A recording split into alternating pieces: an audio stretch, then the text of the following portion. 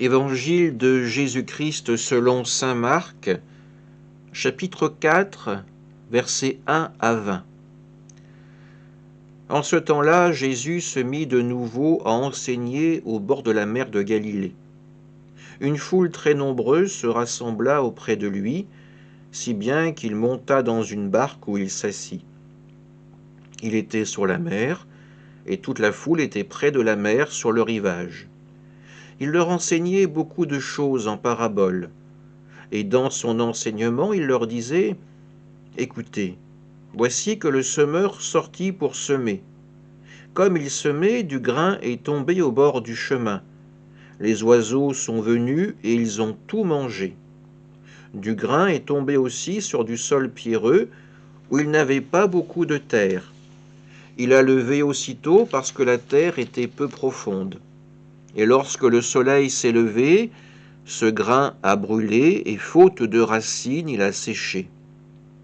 Du grain est tombé aussi dans les ronces.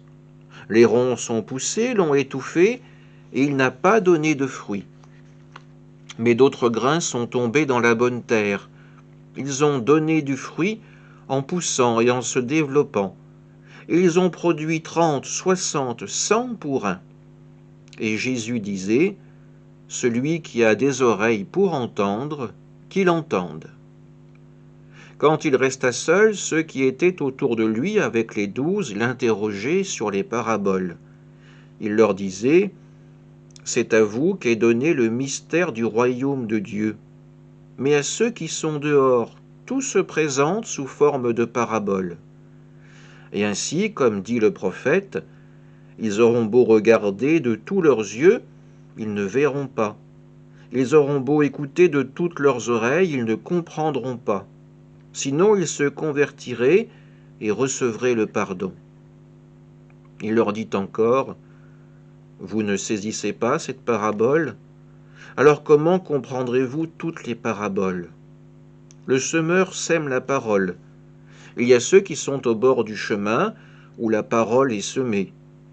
Quand ils l'entendent, Satan vient aussitôt et enlève la parole semée en eux. Et de même, il y a ceux qui ont reçu la semence dans les endroits pierreux. Ceux-là, quand ils entendent la parole, ils la reçoivent aussitôt avec joie, mais ils n'ont pas en eux de racines. Ce sont les gens d'un moment.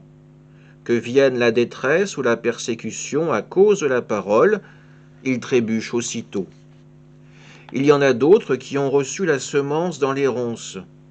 Ceux-ci entendent la parole, mais les soucis du monde, la séduction de la richesse et toutes les autres convoitises les envahissent et étouffent la parole, qui ne donne pas de fruits.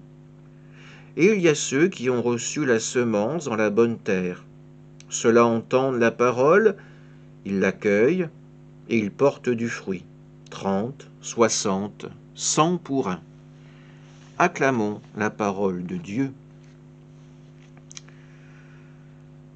Si le semeur décrit dans l'évangile d'aujourd'hui était analysé par les critères du monde actuel, il aurait une très mauvaise moyenne. Il n'utilise pas ses graines comme il faut. Il est bien trop généreux, bien trop insouciant. Il les met dans toutes les terres qu'il croise. Il ne fait pas une sélection précise du terrain en fonction de la capacité de celui-ci à donner, à porter du fruit. On pourrait même presque dire qu'il ne se soucie pas de la rentabilité de sa semence. Eh bien oui, le Seigneur n'a pas ce genre de souci. Sa préoccupation, eh bien, c'est que tous les hommes, toutes les femmes, toutes les personnes qui le désirent puissent être une terre qui accueille la semence du Verbe de Dieu. Que toute terre ait la même chance que les autres de pouvoir donner du fruit. Une terre parfaite n'existe pas.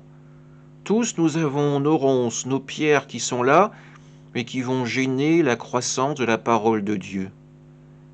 Mais le travail que nous pouvons faire avec l'Esprit Saint, eh bien, c'est de nettoyer petit à petit cette terre pour permettre à la semence de trouver sa place, de pouvoir grandir et porter du fruit, afin qu'à notre tour, nous puissions largement avec générosité, partager, donner, offrir la semence même que nous avons reçue de Dieu.